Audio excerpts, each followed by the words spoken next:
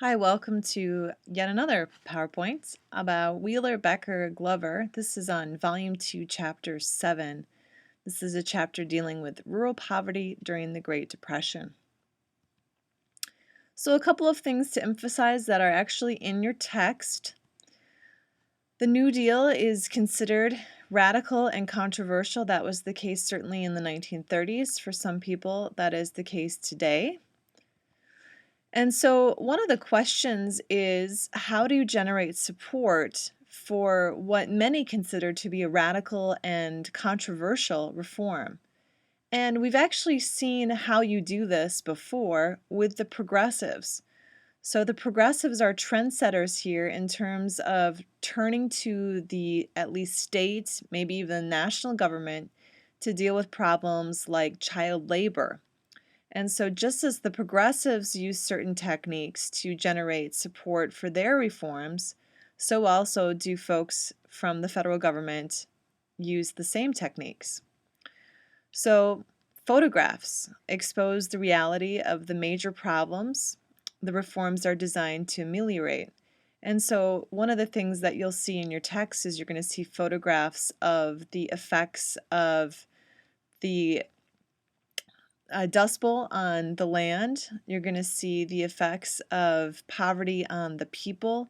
You're going to see photographs showing the disparity between those that had money and those that didn't. And we've seen photographs for the progressives as well. The famous one for me is always the one of the children playing in the street near the dead horse. And so now, instead of Lewis Hines and Jacob Riis, who were the photographers from the progressive period, now we actually have the federal government employing photographers in the historical section of the Farm Security Administration. And the textbook mentions several names. Some of the famous ones include Dorothea Lange, Walker Evans, Arthur Rothstein, but those are just a few of many. And so one of the things too that your textbook is going to try to point out to you, and then I hope that you keep in mind, is that photographs are neither neutral or objective, even if they're documentary in nature. They are still telling a story, they are still answering a question, they are saying something even while documenting. And I think that's part of the reason why this photograph from Dorothea Lange is so famous, is that it's fairly clear what her opinion is of the situation facing this woman and facing other women like her. And so I'm going to encourage you, even though propaganda seems like such a bad word, it has such a bad connotation, I think, if you can get away from that and just think, okay, propaganda is something that is designed to tell you something, is designed almost to sell you something. It's like advertising. It might be helpful to think of these photographs as propaganda designed to sell FDR's New Deal to the public. Because even though folks were very interested in having FDR in office, many people weren't actually sold on the New Deal. And so some of the qualities that you're going to see in the photographs that are designed to generate support for FDR's programs, you're going to see the plight of the poor. You're going to see photographs too of the plight of the land. But you're going to also see that these are the worthy poor. And so these are people who deserve to have government help. And the way that you show the deserving poor versus the undeserving poor would be, folks who hadn't made that good faith effort to take care of themselves. And so in these photographs, you see the dignity of these people. You see their will to survive. And of course, the other really big factor is the use of children and families in the photographs.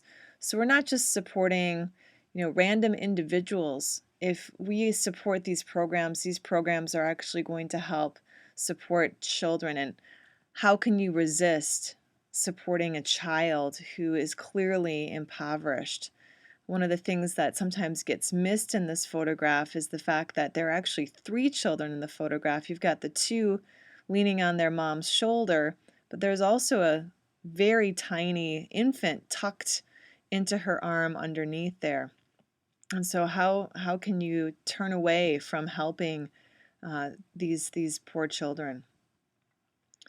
Now, Hoover, of course, in contrast to FDR, seems like the villain of the New Deal. And I think that's a little unfortunate. So I want to just say a word or two about Herbert Hoover. He was the Republican president from 1928 to 1932. He had actually been the Secretary of Commerce under both Harding and Coolidge, the previous Republican presidents from the 1920s. He was a really remarkable man who, at the age of 40, had enough money to retire completely from all economic and public life, but actually decided to devote himself to public service. And so the textbook doesn't say anything about that, but it does mention his economic philosophy. And so here's what your textbook says. This is all from page 208. Hoover believed that government intervention in the faltering economy would destroy American capitalism. The president, like many Americans, believed in the basic soundness of capitalism, and he prized individualism as a core value. In Hoover's mind, federal intervention compromised both.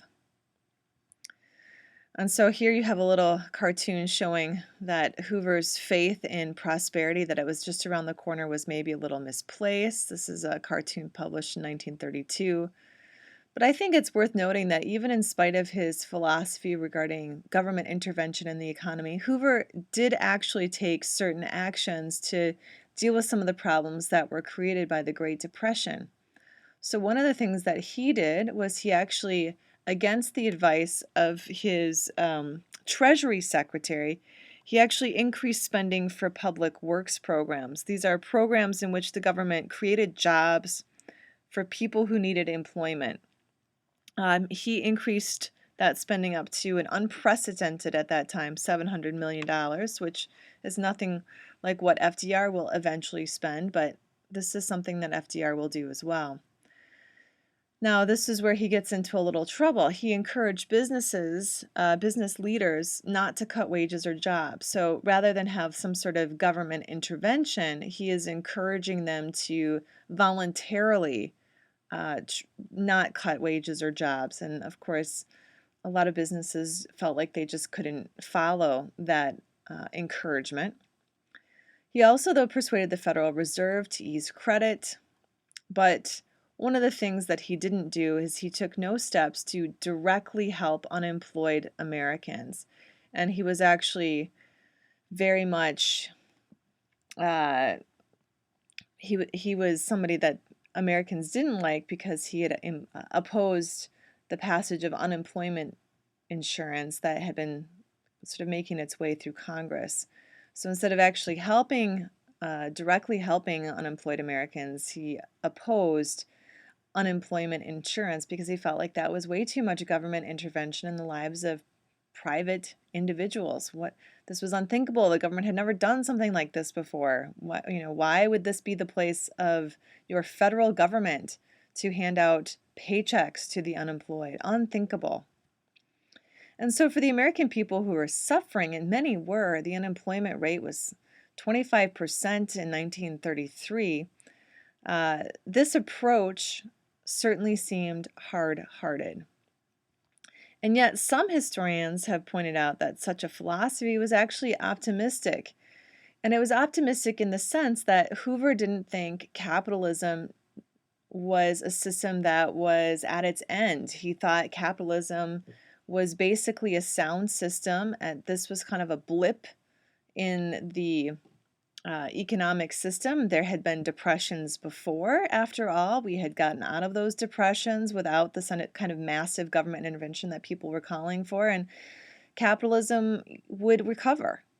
Capitalism was fine. It's just, these things happen every once in a while, and, eventually things would recover. So he's maybe overly optimistic, but he's actually optimistic about capitalism and the ability of individuals to scrape by and lift themselves up by their bootstraps. And again, this maybe didn't take into enough account of the reality of the 1930s, but it was actually fairly optimistic.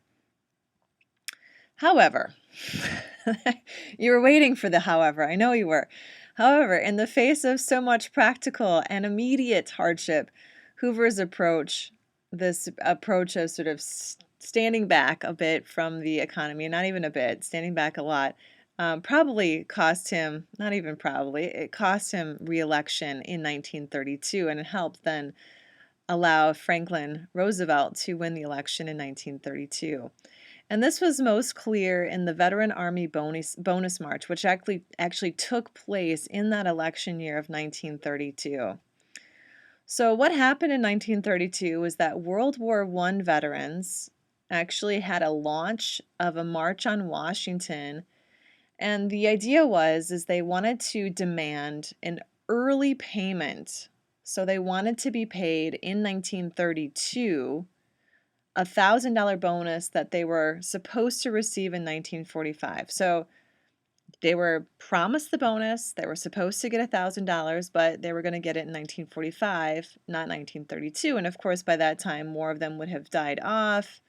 And so there would have been probably less cash handed out. But, you know, their idea was, look, we're owed this money and we need it now, 1932, not necessarily in 1945. So this would really go away in easing our financial situation. So they marched to Washington, and they actually persuaded the House of Representatives to pass a bill granting the request for this early payment of the bonus. But unfortunately, the Senate refused to pass the bill, and of course they had the support of Herbert Hoover.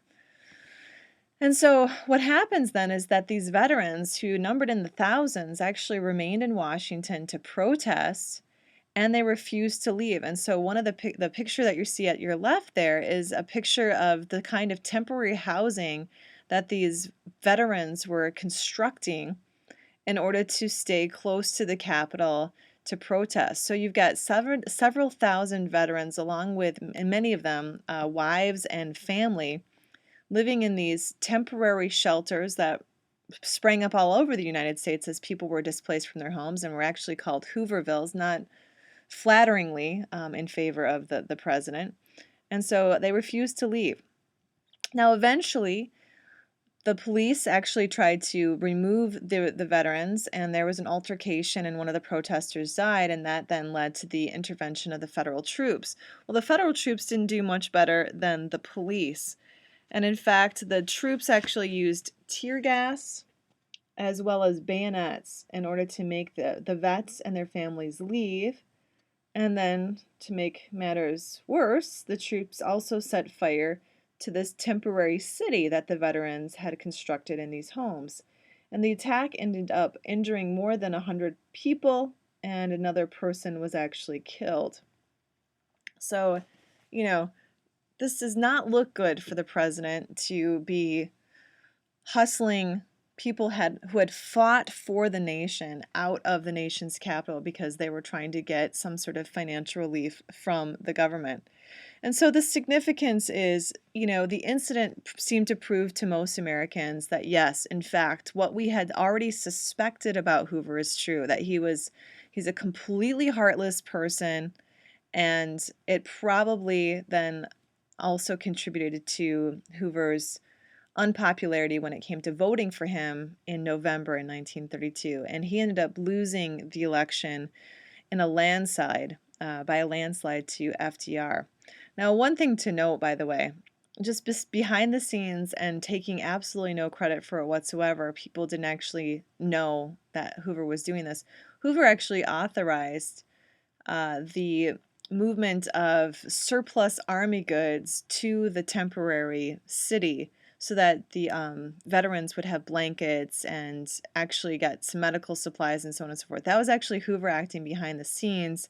In fact, it seems to be the case that the federal troops got a little more out of hand than what Hoover had authorized. All right, so FDR's New Deal.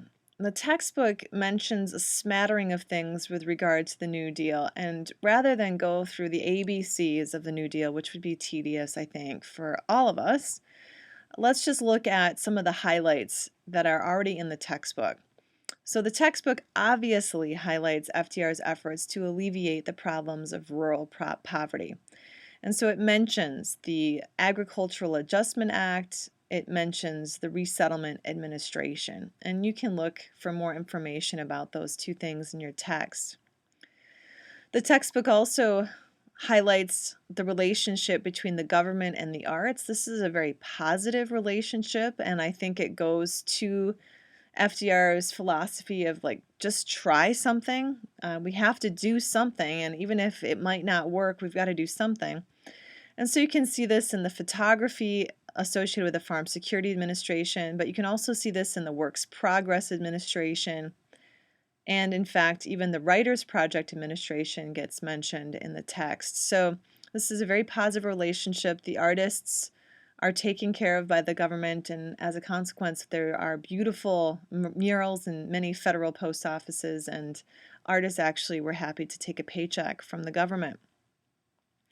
There's also a mention of the government's efforts at greater regulation of the economy.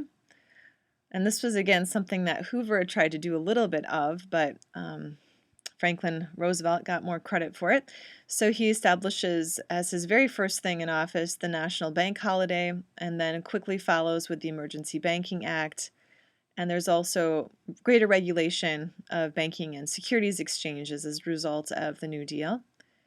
And the other piece of legislation that gets highlighted in the text is the passage of the Social Security Act, which offers senior citizens a government pension, which we call Social Security today, and also creates aid for dependent children, as well as some aid to folks who were disabled and couldn't work because of blindness or something like that. Okay. But instead of getting through, because there are so many pieces of New Deal legislation, and really one could talk for hours about New Deal legislation, but you don't want to listen to this for hours. So rather than getting into the specifics of all the legislation FDR succeeded in passing, and it was tremendous, I would prefer to emphasize the following. So, number one, although the number of reforms in legislation is somewhat unprecedented, the trend for a heavily government-based reform goes way back to the late 19th century with the progressives. So I realize that for conservatives, FDR is their arch enemy, and that might be the case, but they should also see the progressives as their arch enemies, because it was people like Teddy Roosevelt, a Republican, as well as Woodrow Wilson, a Democrat, who actually were some of the first presidents who passed these kinds of legislation or helped encourage Congress to pass the kind of legislation that got the government directly involved in the lives of everyday Americans and set up greater regulation of the economy by the government. Secondly, as the chapter points out in its conclusion, this trend toward much stronger government involvement in the lives of everyday Americans via regulation and reform was and remains a hotly contested topic. So not everybody in the 1930s thought the New Deal was great, and certainly not everybody today thinks a stronger government, a larger government is the way to go. That's why we have these very tickly, shall we say, national elections. And third, and this is probably the most important point of all for the 1930s, the New Deal remains a controversial program because while it did bring about certain major changes, it actually did not end the Great Depression. And so we shouldn't minimize what the New Deal did for a number of Americans who found a way to get by because of the government's handouts, if you want to call it that. But in fact, the New Deal does not actually end the Great Depression. What does, and that's of course why I have the image on the left there, instead it is World War II and the massive economic buildup that went along with our involvement in World War II starting in 1941. All right, that's it. Good luck with the letters and the photographs. I think you'll enjoy reading the letters and looking at the photographs. They're very interesting. And I look forward, as always, to reading your discussion posts.